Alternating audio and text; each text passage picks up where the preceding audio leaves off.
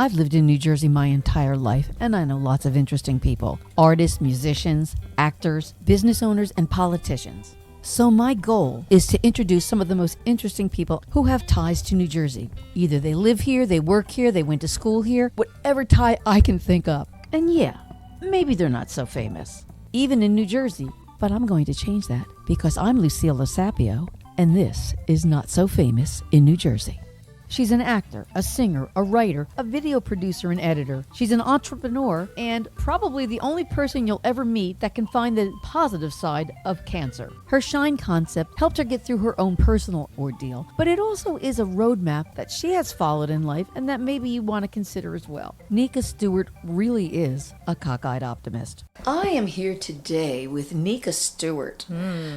So now, Nika, you're a real triple threat. Oh, am I? What are You're the triples? You're an actor, a singer, and a writer. I guess so. Yeah, it's not the traditional triple threat, but that's what you are. Okay. And of course, you've just published your book. I did. And it's about your odyssey from breast cancer to health, which actually became, if I may read from the back of your book, a journey of self-discovery and empowerment. Yes, it was. And yet, my hope is that the book is a journey of discovery for other people rather than you just reading about my self-discovery. The point of it was to share how it can inspire you to get through a tough time. Nobody can change their past unless they've figured out how to do time travel, which of course would really disrupt the space-time continuum. Yes, as we know. But if you could, what is the one thing you could have done in the past that would have made your life completely different right now? This is a tough one. I think I always wish that I stepped into confidence earlier. I always doubted myself and felt insecure. Not always, but I feel like for too long in my life, I didn't trust myself. So what are some things that you might have done? Probably things having to do with performing. I think having had more experiences on bigger stages would have been amazing. I think when you're older, there isn't as much competition. Interesting. You know, when you're in your 20s, everybody's trying to be an actor. By the time you get to your 50s, 60s, 70s, like, I've given up, you know. And not a lot of people, you're right. So maybe this is the time for us to get into it. So let's do it. Yes. Thank you for the inspiration. It's funny because I found out that Gary, something like his 8th great-grandfather, was the guy who organized the Mayflower sailing. You really can find that Yes. out. The cool story that I have is that I learned a few years ago that a relative had twins maybe 60 years ago and put them up for adoption. They just found each other. That's a story that's coming out in a book where they found each other, fell immediately in love with each other and knew that they were like they had everything in common. And then suddenly one was diagnosed and so she lost her sister. It's just so fun to have more family that you didn't know about. Every musician that I've spoken to talks about the abysmal state of live music. But your band Backtrack seems to get a lot of gigs. We're not doing it for, for fame or money or a living, right? So it's a hobby, really. And maybe because of that, we get more gigs because we're not stressed out. It's not that important. We do it for fun. Yeah. I just love doing it and just for the fun. I don't really enjoy the gigs as much if I don't have friends and family there. Yeah. So I saw that. Yeah. I saw that video. So I mean, I love singing. I love playing out. Yeah. But I prefer if people I know are there. So. Comedian Dave Chappelle, he once said that a comedian is really two people. The onstage person and the offstage person. And that could also apply to a singer or anyone who gets on the stage to entertain. So tell me, who is the real Nika Stewart? The onstage person or the offstage person? That's a really good question. I feel like I'm getting better at it, but I've struggled with that question. I think it's also true as an introvert, which I know I am, and most people, if they see me perform, you think of a performer as being an extrovert, but I really am not. I need downtime. I need to be alone. Being with lots of people and performing is, I feel like I'm on. It's that energy of being on, and then I need to turn off. And I feel like those are two people. And I used to think that the real me was the off, the quiet, the shy, the be by myself, and the on was pretend. But that's not true. Yeah. I think both of them are me. I mean, if I'm an actress and I'm performing a part, that's not me. But when I sing and I perform, that is me. And when I'm alone in my room and reading a book, that is me. Yeah. So yeah, it's all us.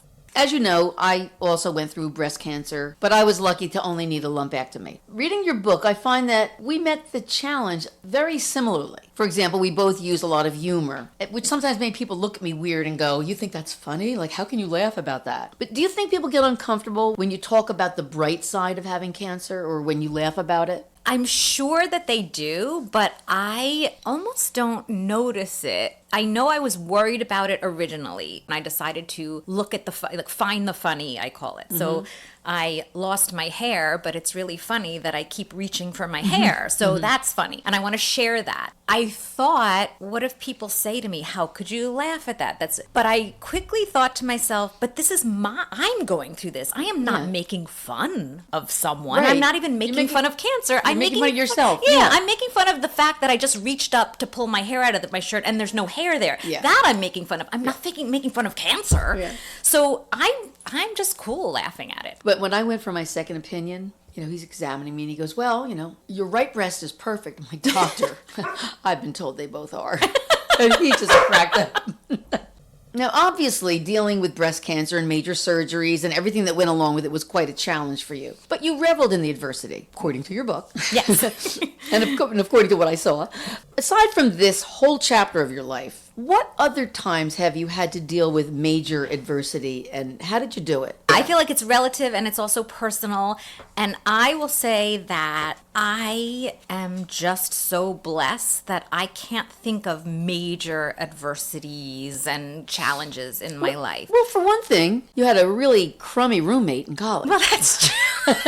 And so when I talk about challenges, there are things like that. Like, yeah, my first year going away to college was challenging because it was a change of life. It's like moving and divorce, things like that are changes in lifestyle. And so those have been my adversity. I need to knock on wood. People say, well, going through cancer was a huge adversity, but I have to admit that for me, it felt so much easier than what it could have been. I felt like going through that illness and the treatments was so much easier than having to worry about someone else, a loved one going through it. So when my boyfriend, when I was 28 years old, my boyfriend had a massive heart attack. I wanted to live the rest of my life with this man, and he had a massive heart attack. He didn't die, but for several weeks and then several months, I was petrified. Sure. That to me was harder than me going through cancer treatments for a year and a half. Yeah, and I think that's true. Like when someone that you love, has some major adversity, I think it affects you more because there's nothing you can do about it. Granted, your own cancer is out of your control too, but it's still yours. Yeah, and the cancer or any circumstance in life, we have no control over that. But what we have complete control over is our thoughts about it, the stories we tell ourselves, the way we feel. It's hard when someone else is going through something to say to them, well, just think different things. I know I can control my thoughts. I can't control your thoughts. Right, so, right. As a mom, when my daughter is sad, and I've heard this always from moms, like, I would rather have the pain than you have the pain. Yeah. And my mom said to me, going through cancer, I wish it was me. And I said, that's very selfish of you. I'm very selfish and I'm glad that it's me and not you. And some of my sharing the humor and being positive, I believe, was to help my loved ones see that I was okay. Yeah, I can see that. When I had breast cancer, 2001, I made a list of everybody that I felt I could depend on. And then I would use email to communicate, to let them know what was going on. So you found a way to deal with your whole situation, your breast cancer, your mastectomy, your surgeries, your lymphedema, and all of that by turning to social media. And you were able to increase your circle of support, which is great. I know that using social media was a net positive for you, but what was the downside of being so public about your journey and really opening it up to the world? The downside, the one thing I can say is if you open up in a big way and you grow your visibility, you are opening yourself up to people who they're called trolls, people who are not so nice. So although I would say honestly, shockingly, 99.9% of my engagement was positive. And I say shockingly because that's usually not the case. Yeah. I think because when someone is going through cancer, it's not like someone is saying, saying, look how great I am. And then the people want to knock you down. People tend to not want to knock down someone going through cancer. But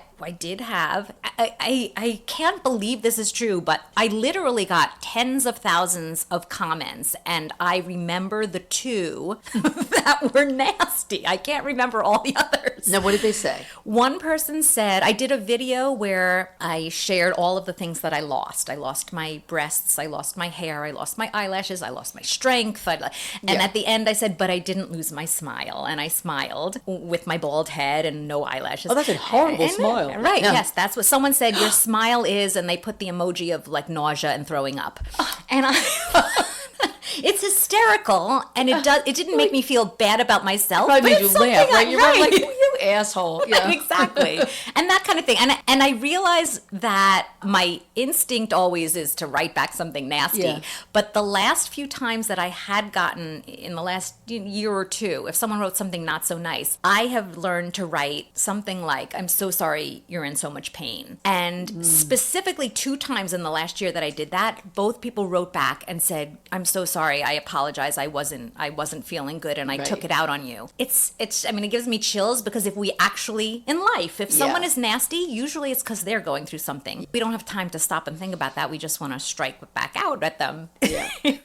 When I was diagnosed and didn't know if I'd need a mastectomy, I immediately started to consider the possibility that I would have to have reconstruction. They would take tissue from my abdomen, which would mean I'd get a tummy tuck. So I was like so looking forward to that. Yeah. And then I was so disappointed when I didn't need a mastectomy because I couldn't get that tummy tuck. Now, so I understand your attitude. I struck a chord when I was reading that. So what are some examples of how you kind of flipped the story on being grateful for what was happening to you? When I did realize that I needed a mastectomy, and then it turned into a double mastectomy, my first thought, instead of I'm going to lose my breasts, and they were the best breasts in the door, and I was proud of them, and I had worked out and I felt good, but my thought was, I'm at the time was 51 years old, and now because I will need reconstruction, I can have 18-year-old perky boobs, and that is what I decided to look forward to. Yeah. So to me, that was my shine. I call it, turning wine to shine, and this is my shine, my new perky boobs. Perfect segue, because my next question is, tell me a little bit about the whole shine concept. Well, shine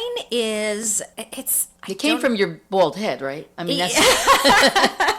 The bald head actually joined the community. I had a podcast called Shine years ago. Oh. I have a company. My brand is Shine 365, because you're going to shine 365 or 66 days a year. And really, it's about the fact that the world is waiting for our uniqueness, and why should we hide it? We need to shine our brilliance in the world, and our perception of the things that we think we should hide those things are probably the things that make us superheroes. And those are the things we're most uncomfortable with are the things that make us the most awesome. And when you start sharing them, you start feeling so much better, because you stop feeling shame and uncomfortable, and life just becomes better. And the letters stand for? S is for seek the silver linings. H is heal with humor. I is immerse in creativity. N is narrate your journey, which to me means you get to write your own story. You get to choose how you describe what you're going through in any way, and your words do matter, and they can make a big difference in your life. And E is embrace the challenge. That is, I think, a little confusing. It's like something terrible happens, and typically our first instinct is to fight the adversity. The next thing that people say is if you can start to accept, and that's in the stages of adversity, accept is one of the final ones. And I think accept is not the end too, because accepting sometimes means, well, okay, then I've lost hope. I've accepted that this terrible thing is in my life. But if you can go a step past acceptance into actually embracing it, that's where people said I was crazy. I actually said, I love cancer. Everyone says F cancer. Yeah. I'm not sure why I'm not using the word, because I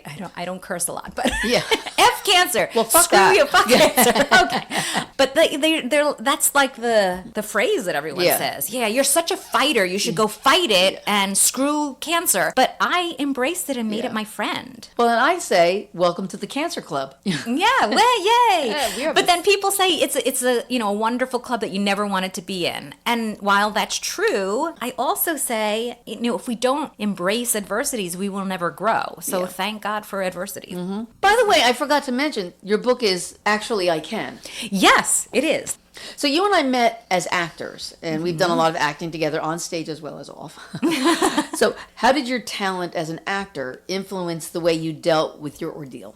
For me, part of the creativity that helped me get through the challenging time, my mind went to kind of playing parts and acting things out and making videos, like performing for myself. Now, at first, creating videos about my journey was for me. I created videos to document what I was going through because I knew that I would get through it and I'd want to look back on it. And then I started posting the videos. There was a good response. People were saying, oh, this makes me smile, which fueled my creativity. I'm like, oh, if people like it, I will make more. And then I wanted to play parts, and I would there's a part of Nika walking in the room and there's cancer sitting on the chair. And so I got to play parts in my videos, singing songs. I got to write music about having 35 wigs and then deciding to just go bald. And, so it was just for me, that part of like having the talent fueled the creativity, which helped me really enjoy getting through, tough days, knowing that this feels tough, I feel icky, but if my mind goes to what kind of video can I create from this, all of a sudden I didn't feel so bad. And wasn't it kind of nice to have the permission to do nothing? Oh, yes. That was part of the silver lining for me. If I have to have a double mastectomy and then they said for 6 weeks you can't go on your computer. And I'm like, well, I don't know if I'm going to actually be able to do that. And they're like, no, please don't lift your arms. And I'm like, so then I actually get to watch the entire series of Downton Abbey that I've been thinking about for years. Yeah, I always felt guilty doing nothing. Yeah. It's such a pleasure to do nothing. Yeah, I just went for radiation and I had to go 5 days a week. And the doctors said kind of as an offhanded, well, you probably shouldn't, you should probably not go into work on Friday because you're going to be tired. I'm like, well, I have to take doctor's orders. Yes. Uh-huh. So I said, I can't come into work on Fridays. And so Friday, because you are tired, you know. Definitely. By the end of the week. So Friday was like my special day because everybody else was working, and I didn't have to check emails or voicemails or anything else. Gary, could you get me a... Yes, It is nice. It's nice to have people pamper you, and I do. Like even in the last year, even it's been a few years, but I still have had like reconstruction and reconstruction of the reconstruction. So any of those surgeries, my mind goes to, well, at least I get to lay in bed and be pampered for a little while. Yeah. Your book addresses the whole idea of setbacks being blessings. I was in a major car accident 3 days after I moved in with Gary. But that accident gave me the opportunity to not go to work for 4 months. And I was in a job that I really hated at the time. So it was like people would go like, oh, it's so bad. I'm like, no, it's not bad. No, it's really pretty good. So talk to me about some of those setbacks that you actually saw as blessing. And maybe not even just this journey, but just in your life in general. I think that anything that happens that seems like a setback, a challenge, something comes up, and it's not if that happens, it's when. And we have many every single day. Some of them are as little as like, oh, I thought I had sugar and I don't have any and I'm annoyed.